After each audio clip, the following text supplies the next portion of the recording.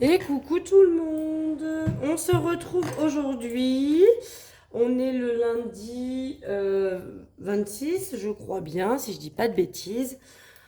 Je sais pas, je vous ai pas mis la lumière, c'est un petit peu sombre. Est-ce que je branche? Attendez. Je vais brancher. Est-ce que c'est mieux? Est-ce que c'est pas branché ça? Bah non, c'est pas branché, c'était pas le bon. Oh.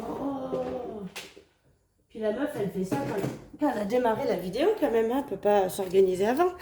Bon, allez, c'est un peu mieux que la lumière, on va faire ça.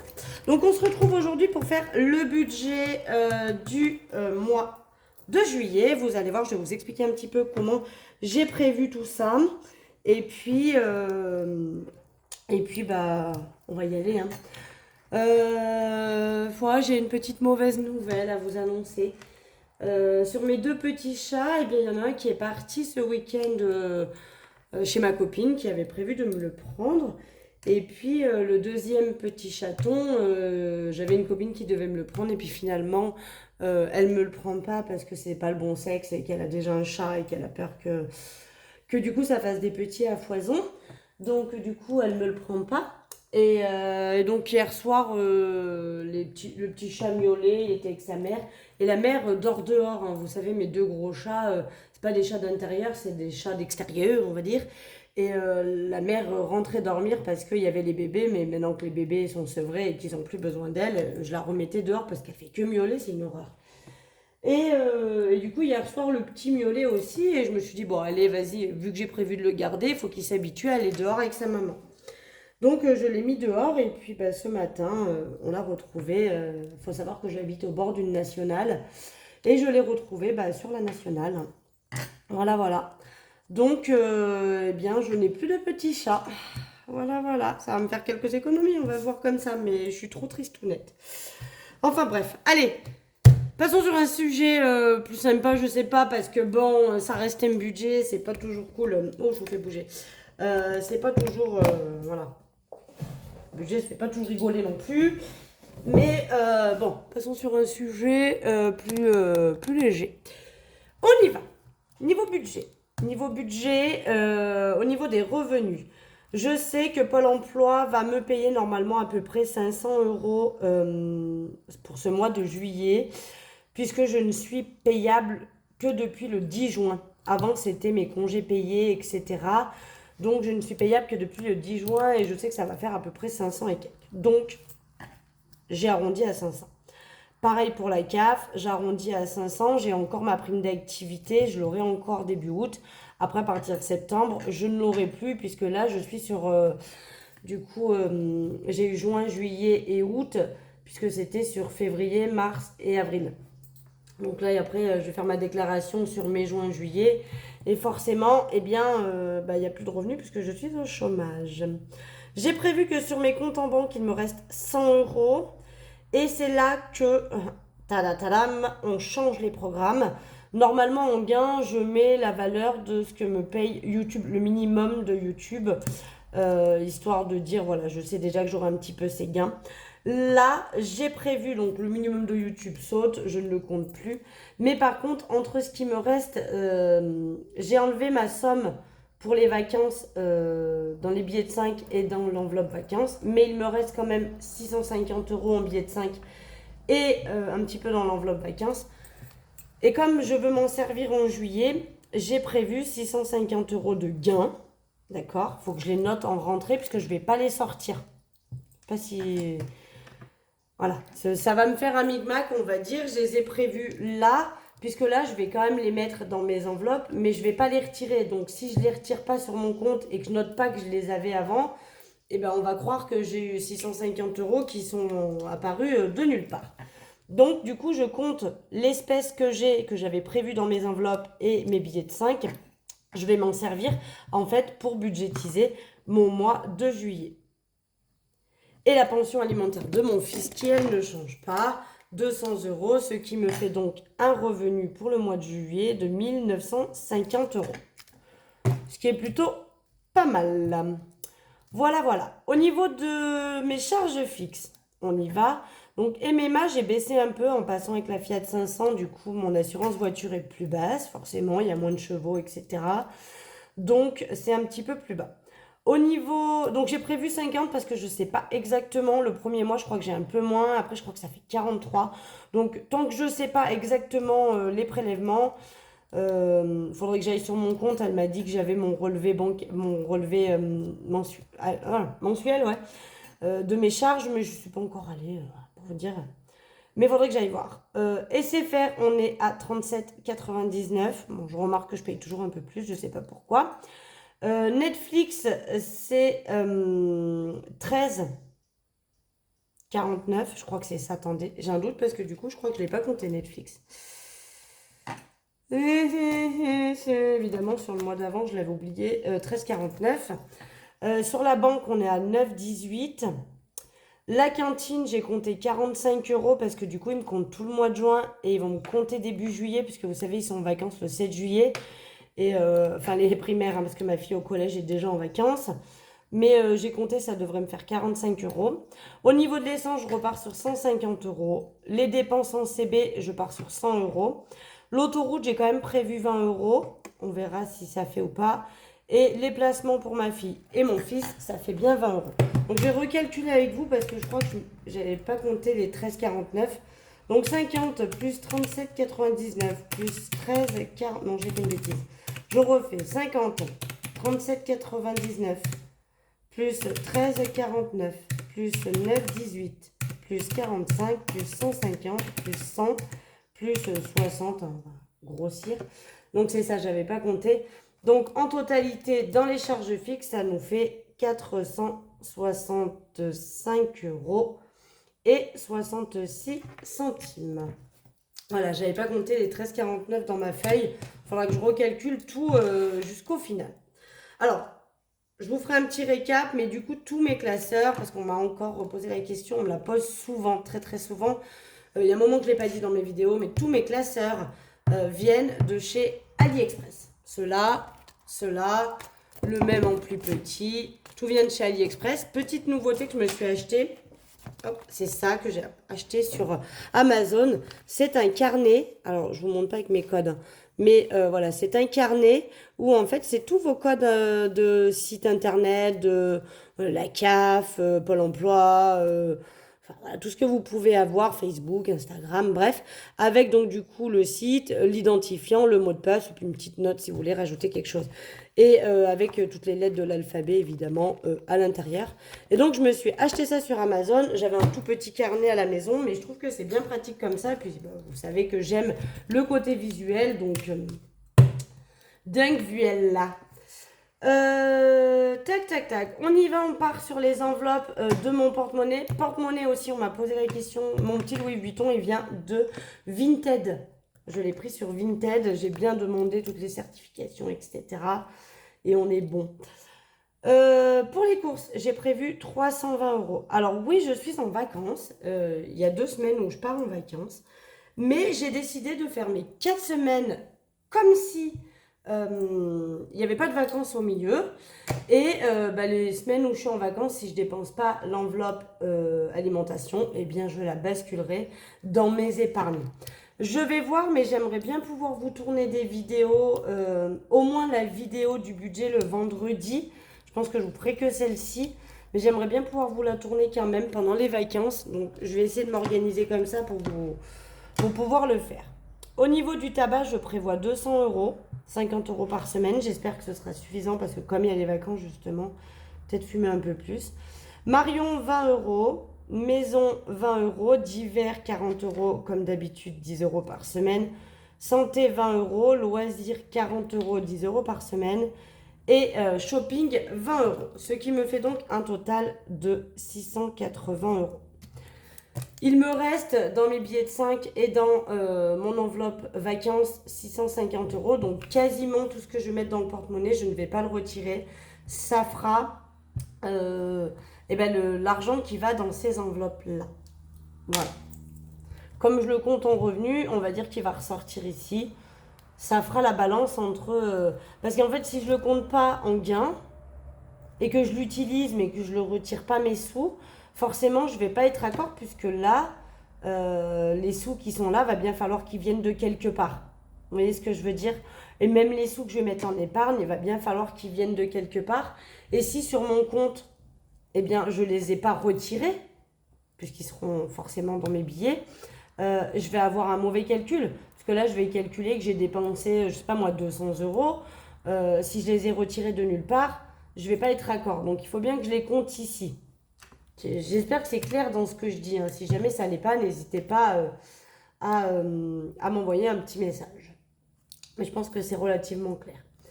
Et maintenant, on part dans les épargnes. Donc, pour vacances, j'ai prévu de remettre 20 euros, mais du coup, ce sera 20 euros qui démarreront pour les vacances de l'année prochaine. Pour Noël, j'attaque plus fort, je mets 50.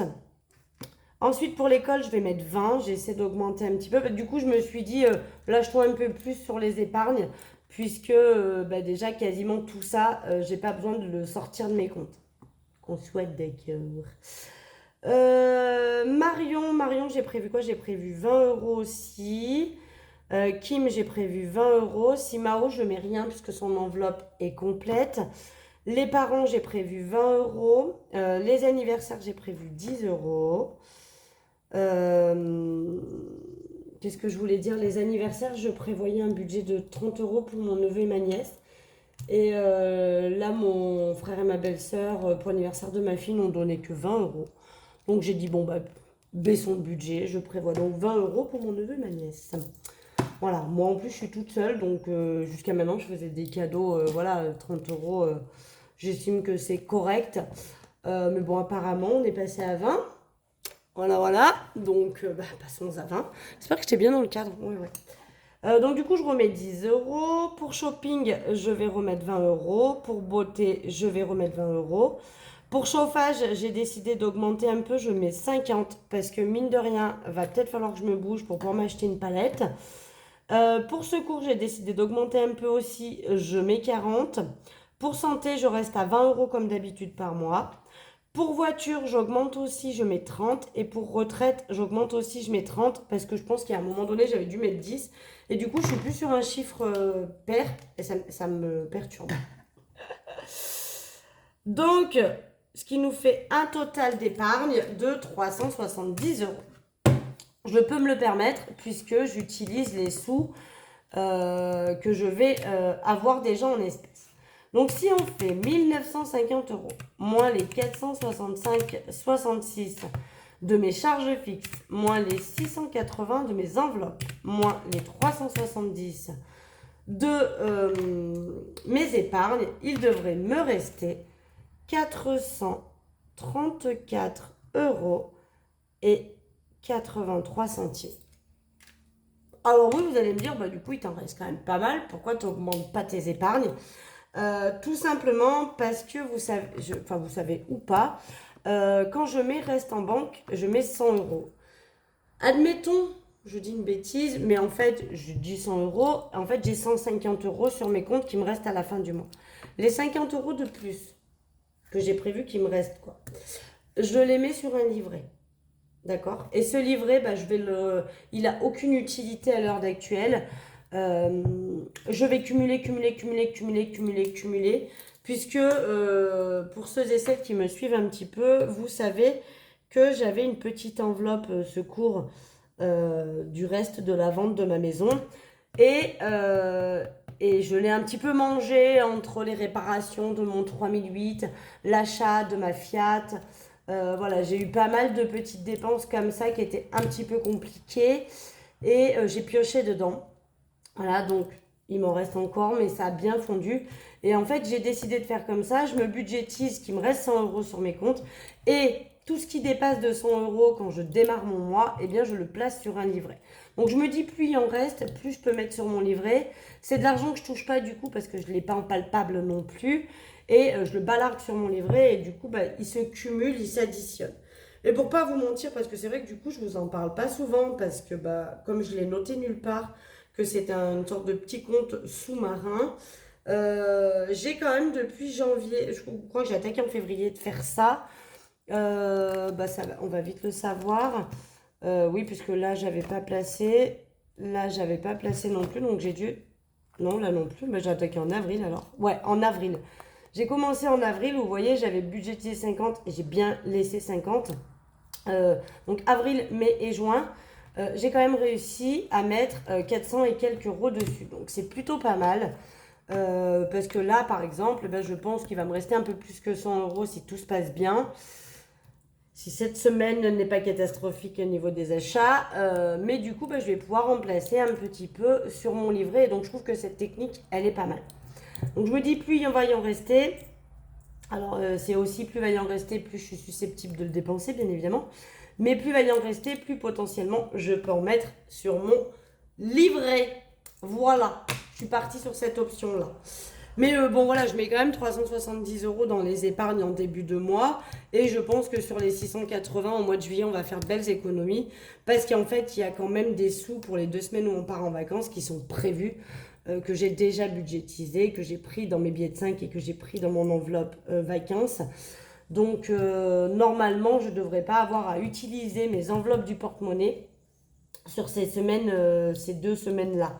Ou en tout cas, parce qu'on part moitié-moitié. En fait, on part qu'une semaine, mais on part du jeudi au jeudi. Donc c'est pas improbable que début de semaine, j'ai besoin d'utiliser un peu, mais pas tout. Et que la fin de semaine d'après, j'ai peut-être besoin d'utiliser aussi, mais pas tout. Voilà. On m'a dit, je sais pas si je veux pas vomir moi. Dis donc.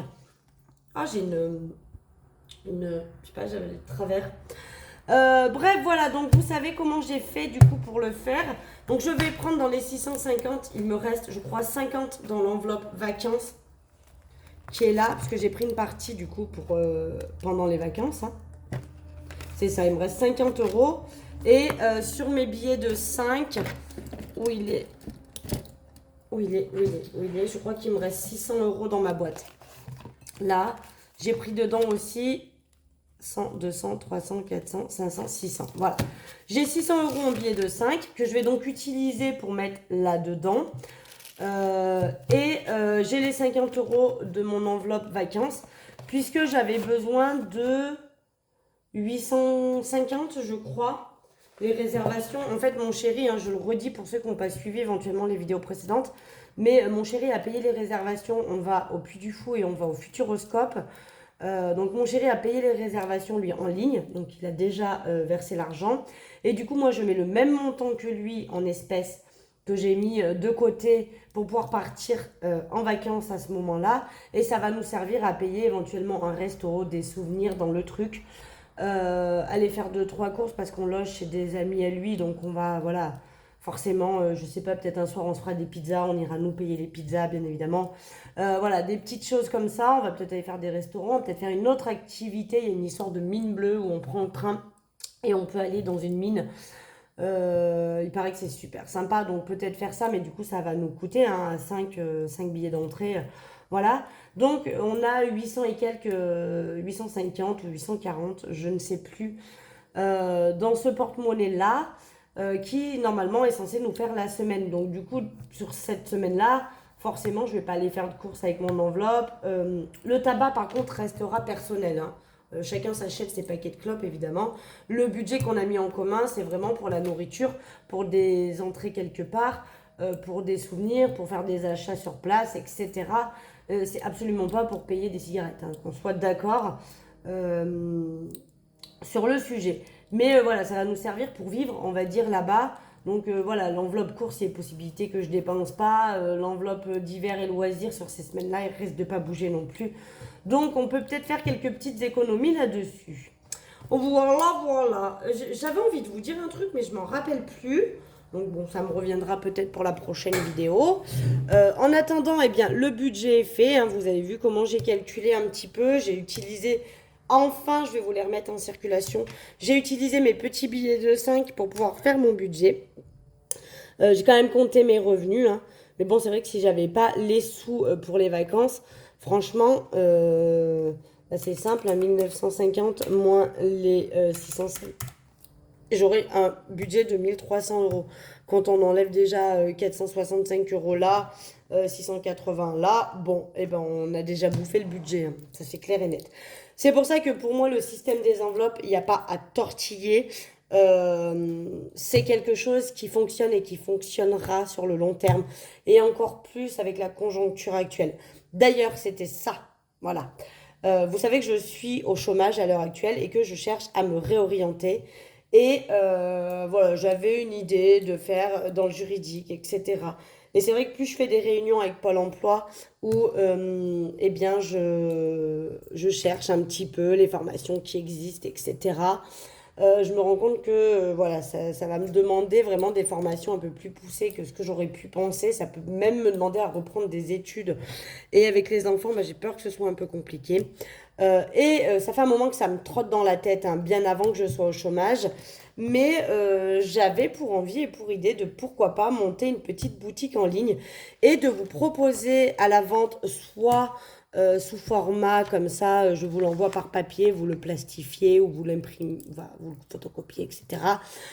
Tout ce qui va concerner le budget. Donc ça peut être tout ça, ça peut être toutes mes fiches, vous voyez mon suivi bancaire, mes économies à la semaine, les gains réalisés. Ça peut être des choses toutes faites et vous avez, vous voyez moi je vide les cases, vous mettez vos cases à vous. Ça peut être des choses toutes faites comme ça pourrait être des choses... Qu'est-ce que tu cherches, tes bébés? Bah ouais ma pauvre, tu n'en as plus. Oui, bah oui tu les appelles. Ben, je sais, mais bon, il n'y a plus personne, ma vieille.